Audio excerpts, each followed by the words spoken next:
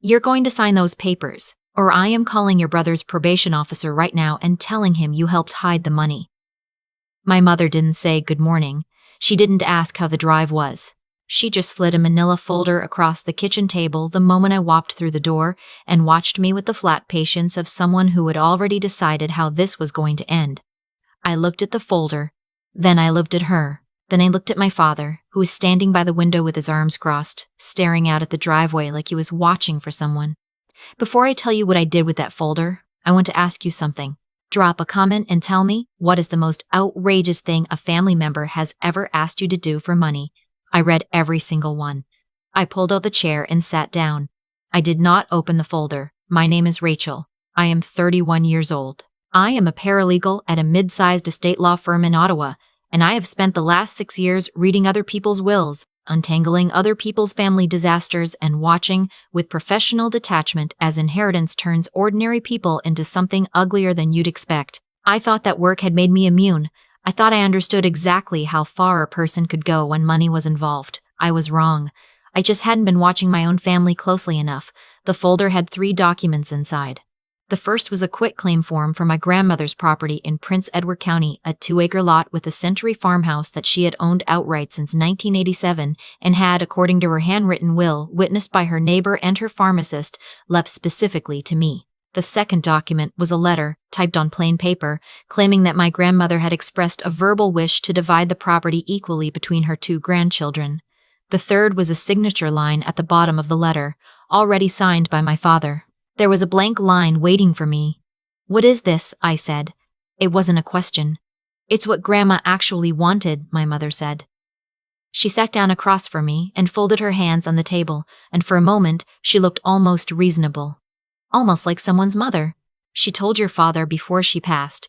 She said she didn't want any fighting. She wanted the 2 of you to share." "She wrote a will," I said. "People say things they don't put in wills all the time, Rachel. You work in estate law, you know that." I did know that. I also knew that verbal wishes carry exactly no legal weight when there is a signed, witnessed, and notarized document saying otherwise. I also knew that the letter in front of me was not worth the plain paper it was printed on. What I did not yet know, what I was only beginning to understand as I sat there in the kitchen where I had grown up, was how far they had already gone to make this happen. I want to tell you about my grandmother first, because she is the reason any of this matters. Her name was Dorothy. She was 78 when she died in October, and she was the only person in my family who ever looked at me and saw something other than a supporting role in my brother's story. She taught me to read contracts before I could drive. She told me when I was 16 and my parents had just raided my babysitting savings to cover my brother Derek's speeding ticket and subsequent driving course that there were 2 kinds of people in the world, the ones who read the fine print and the ones who got surprised by it. She said I was going to be the first kind. She was right. I became a paralegal specifically because of her. She was the one who paid for my college program when my parents told me the money wasn't there. She told me it was a loan. I tried to pay her back 3 years later and she refused, and she said the only payment she wanted was that I build something real and keep it. She meant a life. She meant stop letting your parents treat you like a line item. The farmhouse was hers for 37 years. She restored it herself, slowly, over decades. She kept records of every repair, every improvement, every property tax payment. When I asked her once why she was so meticulous about it, she said, "Because someday someone is going to try to take this from you and I want you to have every receipt." I thought she was being dramatic. She wasn't. The farmhouse, as of the most recent assessment, is valued at just over $680,000. In Prince Edward County, where the market has been climbing steadily since remote work normalized and Toronto buyers started looking east, that number is likely low. My grandmother knew what it was worth. She also knew what my brother was worth, financially speaking, which was less than 0, owing to a pattern of poor decisions stretching back to his early 20s, a gambling habit that had flared and receded and flared again like a seasonal illness, and a current situation that I was about to find out was significantly worse than I had been told. "Why is Derek's name on this?" I said. My mother's expression didn't change. "Because it's fair, Rachel. You have a career. You have savings. Derek is struggling." "Derek is always struggling." "That's not kind." "It's accurate." I closed the folder and pushed it back toward her. "I'm not signing this." That was when my father turned away from the window. He is not a large man, my father. He is 63 years old, and he has spent most of his life being managed by my mother, which has given him a particular quality, the quality of a person who only speaks when he's been handed the words. He walked to the table and sat down, and he looked at me with an expression I hadn't seen on him before. Not anger, something flatter than anger. Derek owes money, he said. Real money, not credit card stuff. How much? My mother's jaw tightened. She didn't want him to say the number. 94,000, he said. The kitchen was very quiet. Outside, a neighbor's dog was barking at something. The refrigerator hummed. To whom? I said. Private lenders, my father said, which is a phrase that can mean many things, and in this context almost certainly meant something my family had been carefully not mentioning to me for what I now suspected was a very long time. And if he doesn't pay? They've been calling the house, my mother said, and her voice shifted. The hard edge softened, just slightly, into something she wanted me to read as fear. They came to the door, Rachel. 3 weeks ago. They spoke to your father. I looked at my father. He nodded once. So your solution, I said slowly, is to take Grandma's property, the property she specifically willed to me, in a legal document, witnessed and notarized, divide it in half, and use Derek's half to settle a gambling debt. We'd use the equity, my mother said, a line of credit against his share. He wouldn't have to sell. You wouldn't have to sell. You'd both keep your portions. Derek just uses his as collateral. She had clearly rehearsed this. It sounded almost reasonable, the way a trap can look almost like a door.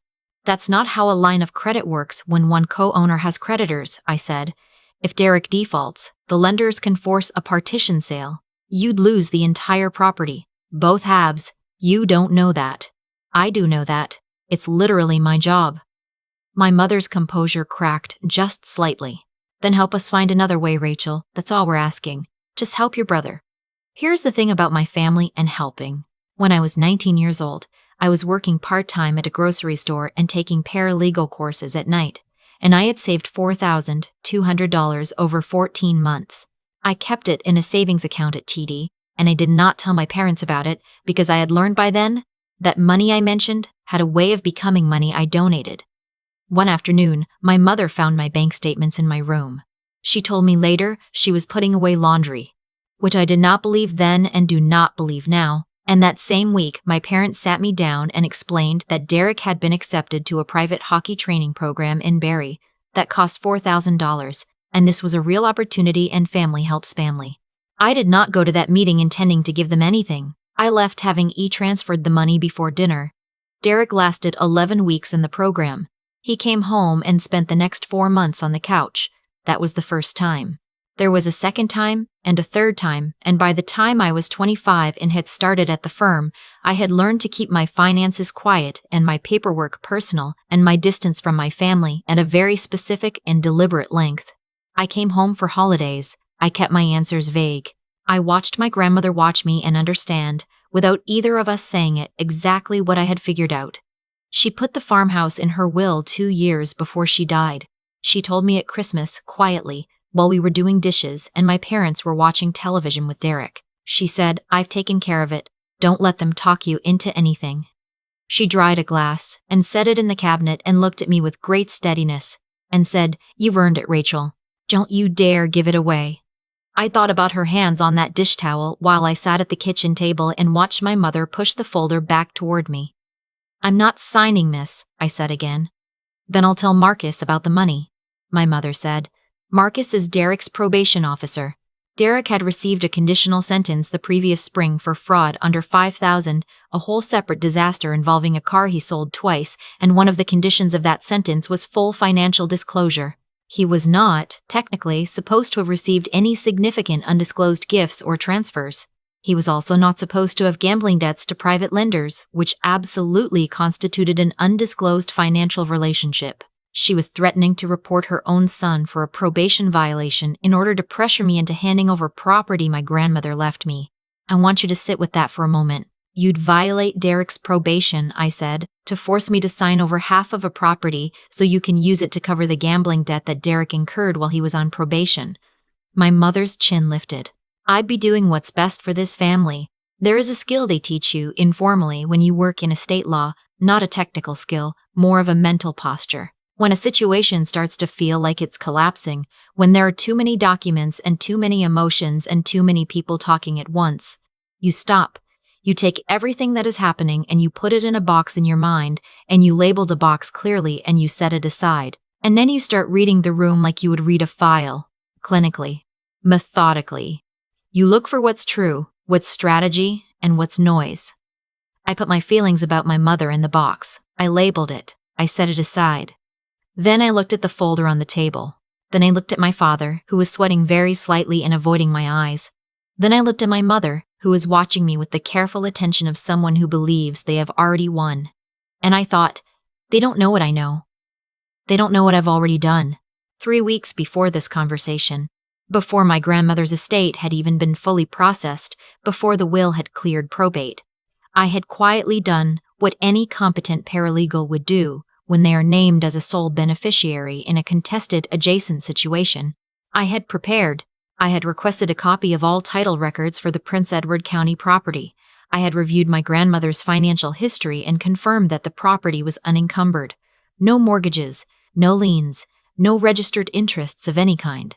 I had spoken, very briefly and without revealing my family's names, to one of the senior estate lawyers at my firm about what options existed if a beneficiary faced pressure from other family members to alter or negate a valid will.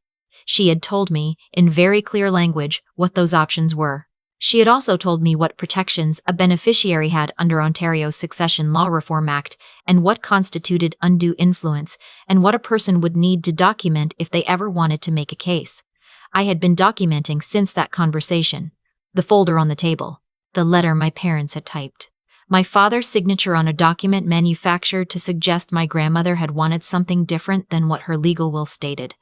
My mother's threat to use her own son's probation conditions as leverage. All of it was being captured by the voice recorder on my phone, which I had turned on in my jacket pocket when I walked through the front door because I had learned, very slowly, over many years, to always read the fine print before you sit down at the table. Okay, I said. My mother blinked. Okay, I'll look at the documents. I pulled the folder back and opened it slowly as though I was reading it for the first time. I just want to understand the process. If I were to agree to this, hypothetically, how would it actually work? Would we do the transfer here, or would we use a notary? My father leaned forward immediately. We can do it online. I looked it up. There's a service for electronic land transfers in Ontario. It takes maybe an hour, and Derek knows about this. Derek suggested it, my mother said, and then realized immediately that she had said too much and her mouth thinned. There it was. Derek had engineered this. My parents had delivered it. I'd want to see the numbers, I said. If he's using his share as collateral for a line of credit, I'd want to understand the structure. I'd want to see the arrangement with the lenders. My father and my mother exchanged a look. There's no formal arrangement yet, my father said carefully. Then how do we know the line of credit would actually cover the debt? Silence. I'm just saying, I continued, my voice mild, that if I'm going to agree to this, I want to make sure it actually solves the problem. Because if Derek takes on a secured line of credit against a co-owned rural property and then defaults, we could both lose the farmhouse. I'm not willing to do this unless I know it works. My mother nodded slowly. She thought I was being won over by logistics. She thought the okay meant the door was open. That makes sense, she said, carefully. So I'd need Derek here, I said. To go over it together, the three of us. He can come tonight, my father said immediately. And I'd need to see the documentation from the lenders. The actual debt paperwork, another look between them. We can get it. Good, I said. Then let's do it tonight. We can use the electronic transfer service you mentioned, and I'll bring my laptop so we can go through the numbers. I want to make sure this is airtight. I watched relief move through my mother's body like warm water. Her shoulders dropped. The line around her mouth softened. She reached across the table and touched my hand. I knew you'd do the right thing, she said. Family helps family. Yes, I said. It does. I excused myself to use the bathroom. I stood at the sink and ran cold water over my wrists and looked at my own reflection for a moment. And I thought about my grandmother drying a wine glass on Christmas Eve and telling me not to dare give it away. I wasn't giving it away. I was setting the table. I came back to the kitchen and had coffee with my parents and talked about nothing, and at 4 o'clock I drove to the Tim Hortons on the edge of town and sat in the parking lot and called my colleague, Priya, who is the sharpest person I know and owes me a favor from the Henderson file. And I explained the situation in concise, professional terms. She was quiet for a moment, then she said, "They actually put it in writing. They typed a letter claiming my grandmother made a verbal wish. My father signed it. That letter is worth nothing legally." I know, but I want to make sure that when Derek walks into that house tonight with $94,000 of undisclosed gambling debt and sits down to pressure me into an illegal property transfer, I have everything I need. "You're recording?" "Since this morning." Another pause.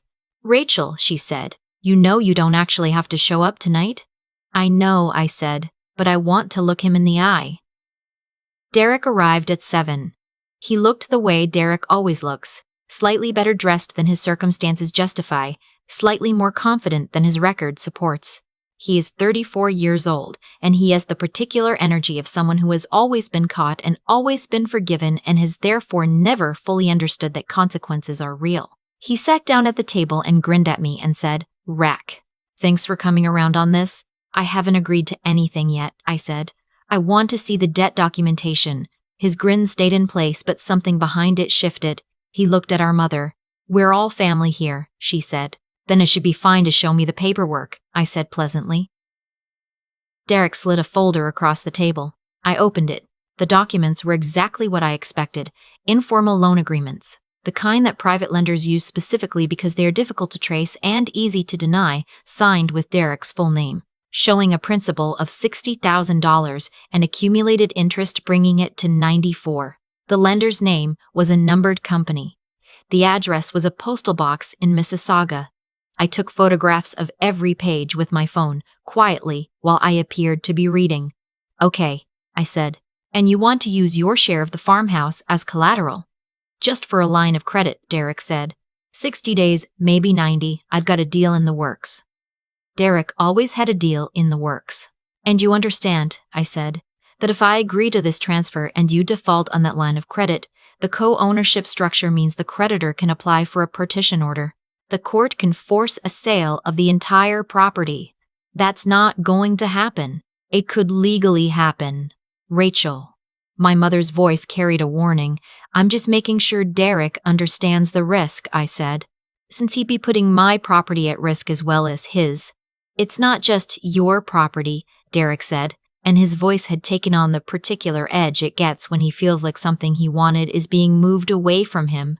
"Grandma wanted us both to have it." Mom said, "What Grandma wanted," I said, very quietly, "is documented in a signed and witnessed and notarized will that I have a certified copy of in my car. What Grandma wanted was for me to have the property, solely. That is the legal record." The room went still. My father looked at the table. My mother opened her mouth, closed it, opened it again. "There are things that aren't in wills, Rachel. I told you that." "You did tell me that," I agreed. "You also told me this morning that you would report Derek's probation violations if I didn't sign this document." I looked at her steadily, which is interesting because reporting undisclosed gambling debts and private lender relationships to his probation officer is actually exactly what's required by the conditions of his sentence. The silence that followed was a different kind of silence than before. "What are you doing?" Derek said. "I'm clarifying the situation," I said. "Because here is the actual situation. The farmhouse is mine. The will is valid. There is no legal mechanism by which you can compel me to transfer any portion of it to Derek. The letter you typed has no legal standing and, frankly, could be considered evidence of an attempt to contest a valid will through fabricated documentation, which is something an estate court takes seriously." My mother stood up. "The debt documentation Derek just showed me," I continued, "which I've now photographed, shows undisclosed financial relationships that are almost certainly in violation of his probation conditions. So the threat you made this morning to report him unless I signed is a threat to use his legal jeopardy as leverage against me. That's coercion. I don't think you knew that, but it is." "You recorded us," my mother said. Her voice was very flat. "I work in estate law," I said. "I know how families behave when property is involved. I protect myself." Derek pushed back his chair. "You're bluffing." I spent 6 years watching people bluff in estate disputes, I said. I know what it looks like. This isn't that. I closed Derek's folder and slid it back to him. Here is what happens next. I do not sign anything. The farmhouse transfers to me according to the valid will, which it was already in the process of doing before this conversation. Derek manages his debt through whatever means are available to him, which do not include my inheritance. Those lenders, my father started, are not my problem, I said. I'm sorry about that, I genuinely am. But I didn't take out those loans and I'm not responsible for them. My mother sat back down. The hard confidence had left her and what remained was something smaller and more tired. And for a moment, I saw her clearly, not as the person who had maneuvered and pressured and threatened, but as a woman in her early 60s who had spent 30 years protecting a son who kept requiring protection and had finally run out of other people's resources to use. It should have softened me. It almost did. He's your brother, she said. He is, I said, and I love him. But I've been quietly subsidizing this family's choices since I was 19 years old, and Grandma knew that, which is why she left me the farmhouse specifically. She was settling a debt, not creating a new one for me to carry. I stood up and gathered my things. If Derek wants to talk to a licensed insolvency trustee, I said, there are good options in Ontario. A consumer proposal might address the debt without a bankruptcy filing. I can send him some names. That's the help I'm willing to give. I put on my jacket. The fabricated letter, I added, I'd recommend destroying it. Not because it has legal force, it doesn't, but because if this proceeds to a probate dispute and that document comes to light, it complicates things significantly for everyone involved. My father said my name once, very quietly. I looked at him. We looked at each other for a moment across the kitchen where I had grown up, across the table where they had asked me to sign away the only concrete thing my grandmother had left me. I know you're scared, I said. I'm not trying to make this worse, but I'm not signing anything. I drove home to Ottawa in the dark. Somewhere around Kingston, my phone lit up with a text from Derek. It was 2 sentences. The first said he wasn't going to forget this. The second asked if I could really send those insolvency trustee names. I pulled over at a rest stop and sat for a while under the fluorescent lights. I sent him 3 names, good ones, a paralegal colleague, a firm in Mississauga, and a non-profit credit counseling service that operates across Ontario and helps people restructure exactly this kind of informal debt. I don't know if he used them. That part isn't mine to manage. What I know is that 6 weeks later, the title transfer on the farmhouse in Prince Edward County cleared probate without challenge. Dorothy Kathleen Mercer, my grandmother, had been meticulous. Her will was clean. Her witnesses were credible. Her notary had been practicing for 22 years and was prepared to testify to her full competency at the time of signing. There was nothing to contest. I drove out on a Saturday in late January when the county was quiet and the fields were white and the Century farmhouse stood exactly as she had left it, a little weathered, entirely solid, full of her careful records in the filing cabinet in the back room and her handwriting on the inside cover of the folder labeled Properly, Rachele. I stood in the kitchen for a long time. Then I called Priya. It cleared, I said. Good, she said. I looked out the window at the frozen field and the bare tree line and the particular pale winter light that comes off the snow in that part of eastern Ontario, and I thought about my grandmother telling me there were 2 kinds of people in the world, the ones who read the fine print and the ones who get surprised by it. I read the fine print. I kept my receipts. I built something real. If your family has ever treated your future like it was theirs to spend, you are not alone, and you don't have to sign anything.